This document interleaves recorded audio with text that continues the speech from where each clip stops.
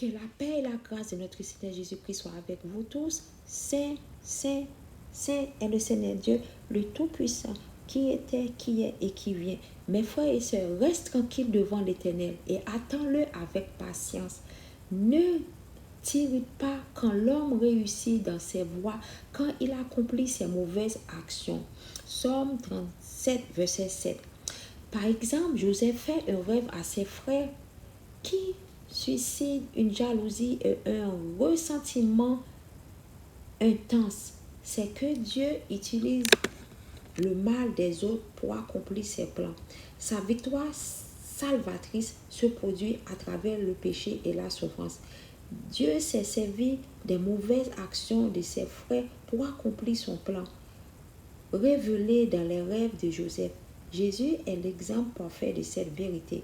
Dans Ecclésiaste, chapitre 3, verset 11 dit, « Il fait toutes choses bonnes en son temps. Même il a mis dans leur cœur la pensée de l'éternité, bien que l'homme ne puisse pas saisir l'œuvre que Dieu fait du commencement jusqu'à la fin. » Mes frères et sœurs, Dieu a placé en chacun d'entre nous un désir d'éternité, un besoin profond de quelque chose qui dépasse la vie terrestre, un désir de compréhension et de connexion avec quelque chose de plus grand que nous.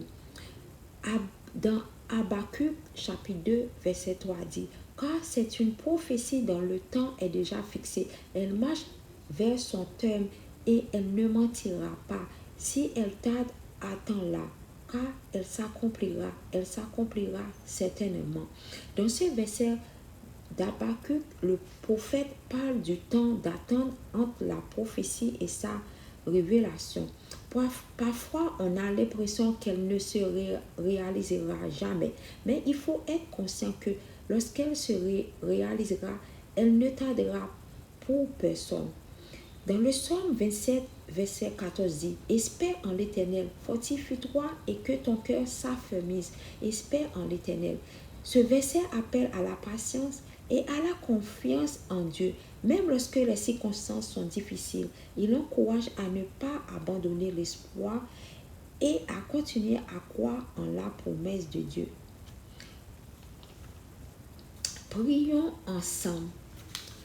Nous sommes fatigués de trop réfléchir.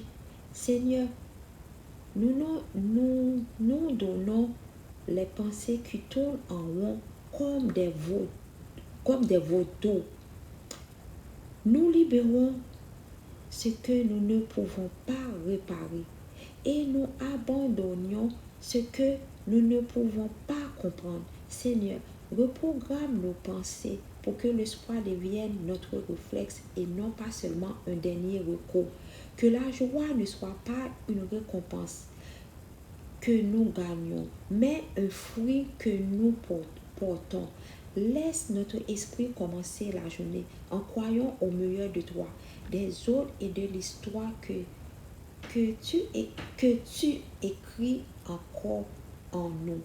Aujourd'hui, nous choisissons de commencer avec l'espoir, pas la l'odeur, avec la foi, pas la peur, avec la gratitude, pas l'avidité. Seigneur, apprends-nous à nous réjouir de l'ordinaire.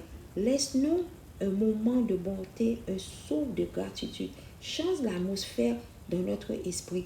Renouvelez notre esprit. Seigneur, non pas une fois, mais continuellement. Remplis-le de paix là où il y a eu de la pression.